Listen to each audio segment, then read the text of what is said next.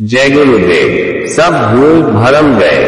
ये देश मृत्यु लोक है, स्थायी नहीं है, परिवर्तनशील है और इसकी जो रचना हुई है वो 5 तत्वों की हुई है।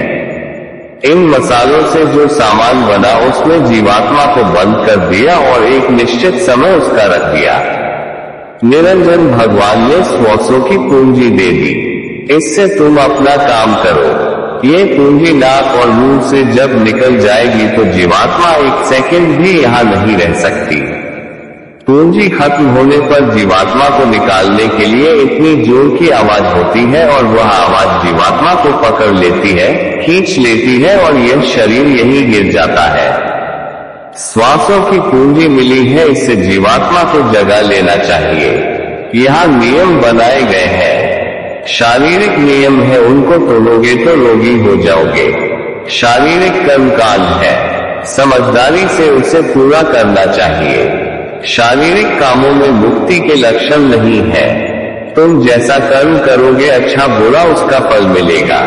मृत्यु लोक में आपको समय दिया साधना करने का, अन्य लोकों में साधना नहीं कर सकते। साधना तो इसी मनुष्य शरीर में होती है। तारागणों पर ग्रहण पड़ता है, उसका असर 5 तत्वों पर होता है। ग्रहों का असर तत्वों पर होता है और शरीर का भी संबंध तत्वों से है।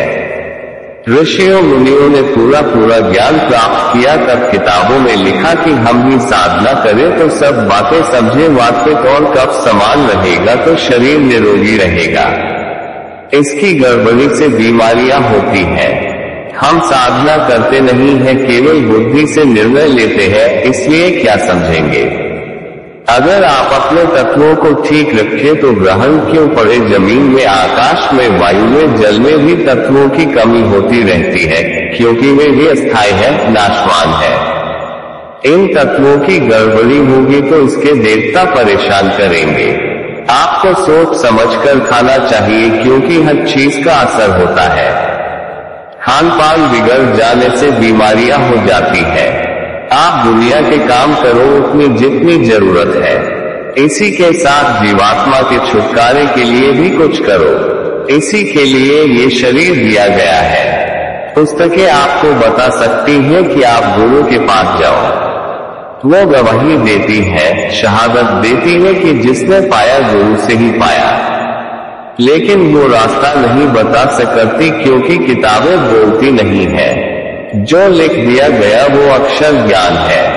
महात्मा चिताने आते हैं, समझाते हैं तो भड़क जाते हो। जैसे देखा कि मालिक की चर्चा हो रही है, बस भड़क गए। सब हिंदू मुसलमानों ने फकीरों का विरोध कर दिया और वो भड़क गए। सबने फकीरों का, महात्माओं का, खुदा का विश्वास खो दिया।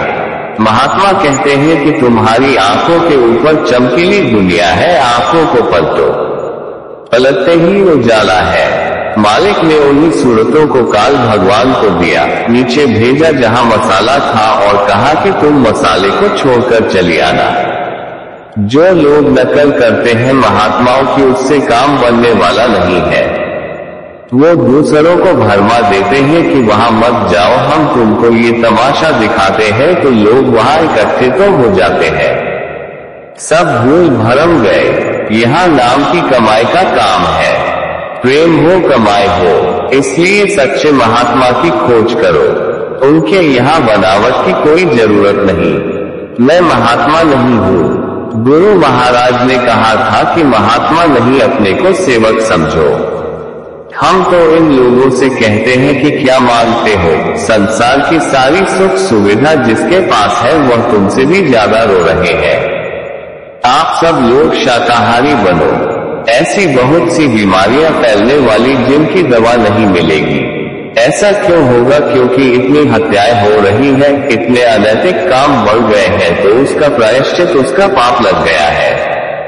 कबीर ने कहा है कि तिल भर मच्छी खाए के कोटि गौ दे दान, काशी करवट ले मरे निश्चय नरक निदान। उसकी सृष्टि में जब गड़बड़ी होने लगती है तो ऐसा ही समय आ जाता है। कहा नहीं है रामायण में, काल रूप में तिनकर भ्राता, शुभ हरु अशुभ कर्म फलदाता। जय गुरुदेव।